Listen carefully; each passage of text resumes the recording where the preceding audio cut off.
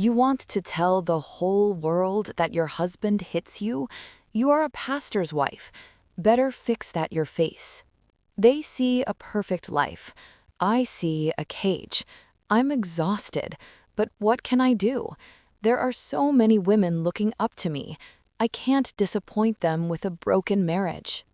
Sarah's head hit the kitchen wall so hard she tasted blood. She stayed on the floor until she heard Michael's car leave the compound. Then she stood up slowly and checked her reflection in the window. The cut on her lip would be hard to hide. This was her life now. Wife of Pastor Michael Adeyemi, senior pastor of Hope Valley Church, one of the largest churches in Ibadan. Every Sunday, 5,000 people filled the auditorium to hear her husband preach about love and family.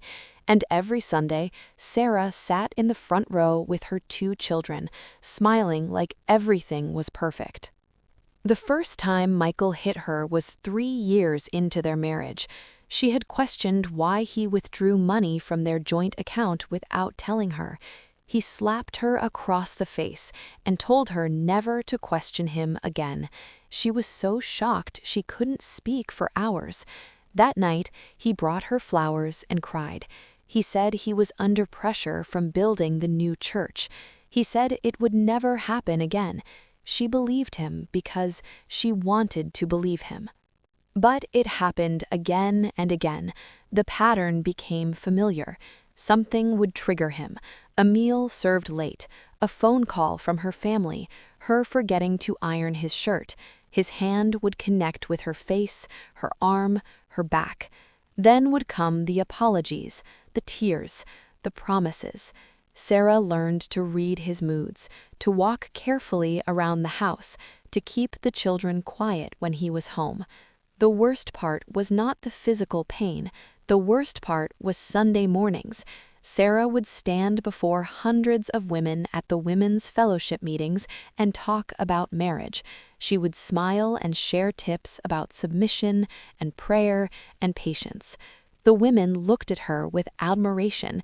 They called her their model. They said they wanted marriages like hers. Young brides asked her for advice. Struggling wives sought her counsel. Sarah felt like a fraud.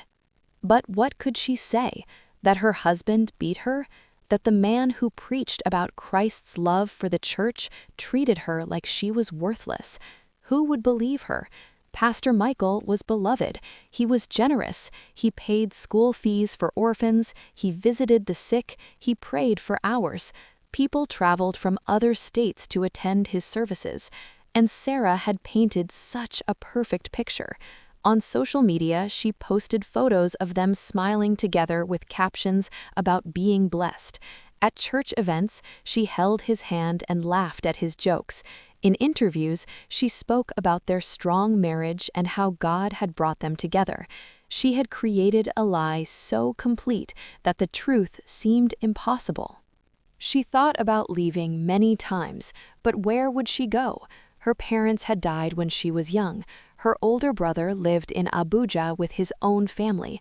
She had no job, no money of her own. Michael controlled everything. He gave her allowance for groceries and the children's needs, but she had to account for every naira. When she once suggested getting a job, he became so angry he threw a chair across the room. He said a pastor's wife should focus on ministry, not money. The children were her biggest concern. Temi was 10 and David was 8. They were good children, quiet and well-behaved, too quiet sometimes. Sarah worried about what they were learning from watching their father. She tried to shield them from the worst moments, but it was impossible. They had seen things children should never see. The beatings became more frequent. Michael's anger seemed to grow with the church. As Hope Valley Church expanded and more people joined, the pressure on him increased, and he took that pressure out on Sarah. She tried everything to make it stop. She prayed more, she fasted, she served him better, she kept the house cleaner, she never complained, she never questioned him. But nothing worked. The violence had become part of their marriage, as regular as Sunday service. Sometimes Sarah wondered if other pastors' wives went through the same thing. She looked at them during ministerial conferences, searching for signs, but they all seemed happy, confident, put together. She felt alone with her secret, carrying it like a heavy stone in her chest. One Thursday evening, Sarah was preparing dinner when Michael came home early. She could tell immediately that something was wrong. His face was dark and his movements were aggressive. He went straight to their bedroom without greeting her. Sarah's hands shook as she stirred the soup. When she called him for dinner, he came to the table but didn't eat. He just stared at her with cold eyes. Sarah's heart pounded. She tried to eat, but the food stuck in her throat. The children ate quickly and quietly, sensing danger. After the children went to their rooms, Michael spoke. He had seen a message on her phone from her friend, Fumi. Fumi had asked if Sarah was okay because she looked tired at church. Michael was convinced this meant Sarah had been telling Fumi about their private life. Sarah tried to explain that she had never told anyone anything, but Michael didn't listen. He grabbed her by the neck and pushed her against the refrigerator. He squeezed her throat while he spoke, his face close to hers. He told her if she ever disgraced him by exposing their family matters, he would kill her. Sarah couldn't breathe. She clawed at his hands, but he was too strong. Her vision started to blur. She could hear her children crying and banging on their bedroom door. Michael finally let go, and Sarah collapsed on the kitchen floor, gasping and coughing. He walked out of the house. Sarah lay on the kitchen floor for a long time. When she finally stood up, her neck was bruised, and her throat felt crushed. She looked in the mirror and saw the marks of his fingers on her skin.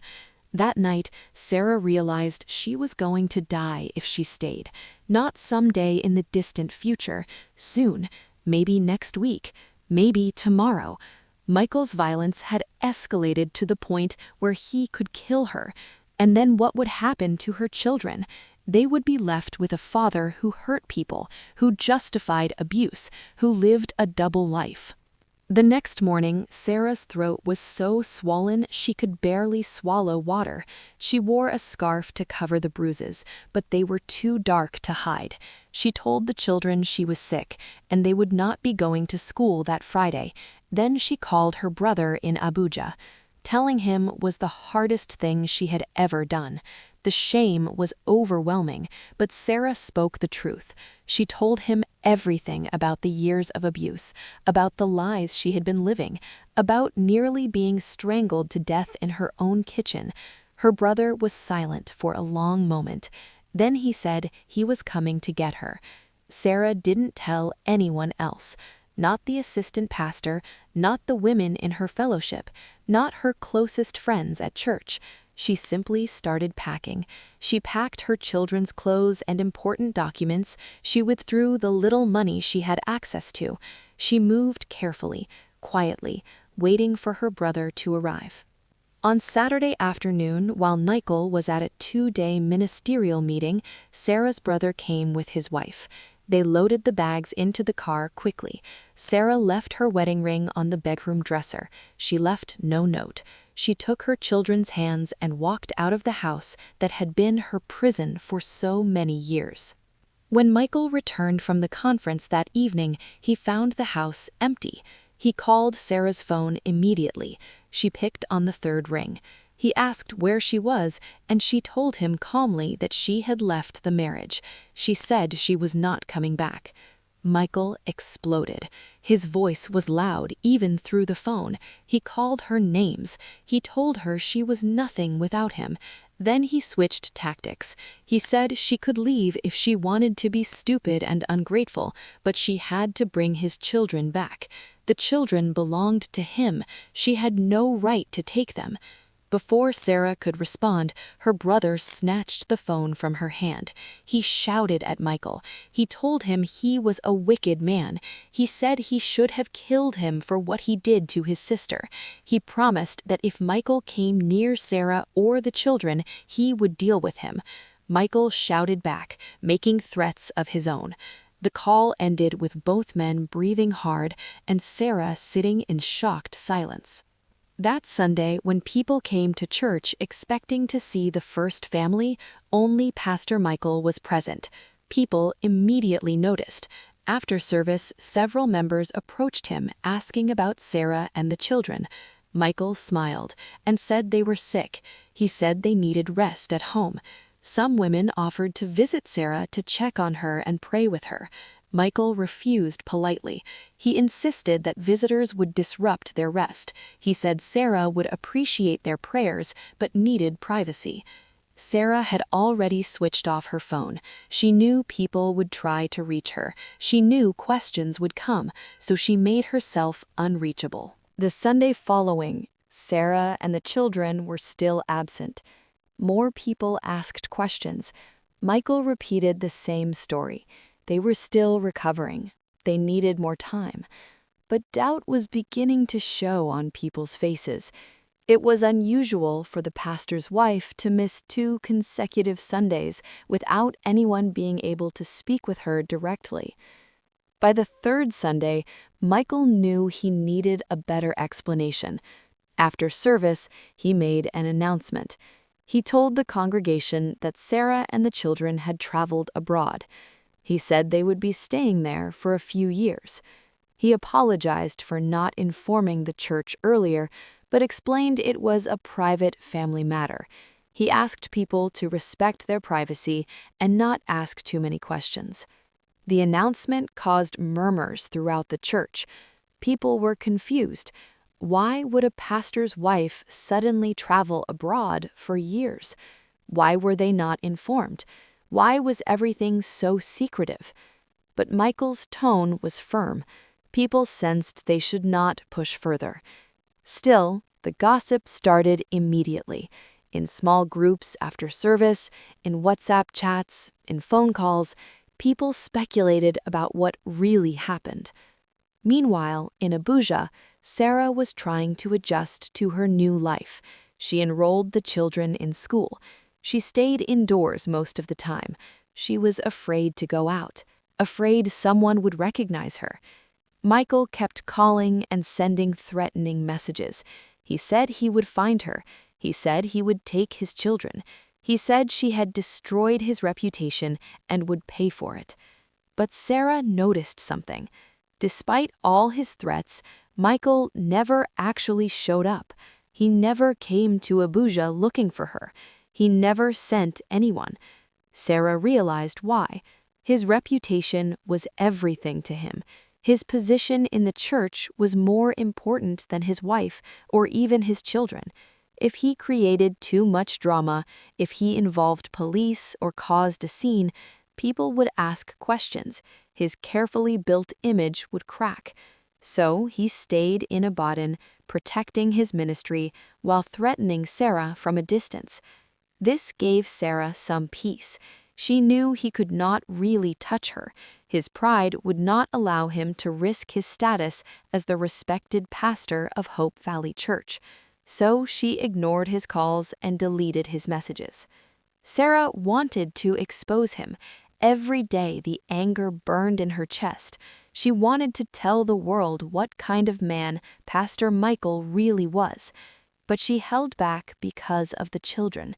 She did not want them to know how evil their father truly was. She did not want to hurt them by destroying their father's image publicly. She convinced herself she was protecting them by staying silent. Then, one afternoon, Sarah overheard her daughter Temi talking to her brother in their room. Temi said she was happy they left Ibadan. She said she was tired of being afraid all the time. She said she hated how their father treated their mother. David agreed. He said he used to have nightmares about his father hurting their mother. Sarah stood outside their door with tears running down her face. Her children had seen everything. They had heard everything. They were not blind. She thought she had been protecting them by staying all those years, but she had only been teaching them that abuse was normal. She thought keeping silence now would shield them, but they already knew the truth. That night, Sarah made a decision. She would speak up, not just for herself, but for every woman sitting in Hope Valley Church, thinking their pastor's marriage was perfect, for every woman hiding bruises under long sleeves and scarves, for every woman who thought she had to stay because of what people would say. Sarah created a long post on social media. She wrote about the years of abuse. She described what Michael had done to her. She showed photos of her bruises, her swollen neck, her split lip. She explained why she stayed silent for so long. She encouraged other women in similar situations to leave before it was too late. She said no ministry, no reputation, no fear of judgment was worth losing your life. The response was immediate and divided. Many people supported her. They called her brave. They thanked her for speaking up. They said they always suspected something was wrong. They praised her for leaving. But many others attacked her. They said if she truly wanted to leave the marriage, she should have done so quietly. They asked why she was trying to destroy a man of God. They accused her of being bitter and vengeful. They said she was exaggerating. Some said she was lying completely. They told her to take down the post and stop disgracing her husband. Sarah read every comment. The negative ones hurt, but they did not surprise her. She knew this was how people reacted when women spoke up against powerful men. She had expected it. What mattered was that the truth was finally out. Then Sarah took another step. She contacted a lawyer and filed for divorce. She also sued Michael for damages, demanding alimony and compensation for the years of abuse. She needed money to take care of her children. She had nothing of her own. Everything had been in Michael's name. If she was going to start fresh, she needed financial support. Michael was furious when he received the court papers. The one thing he had tried so hard to protect, his reputation, was slipping away.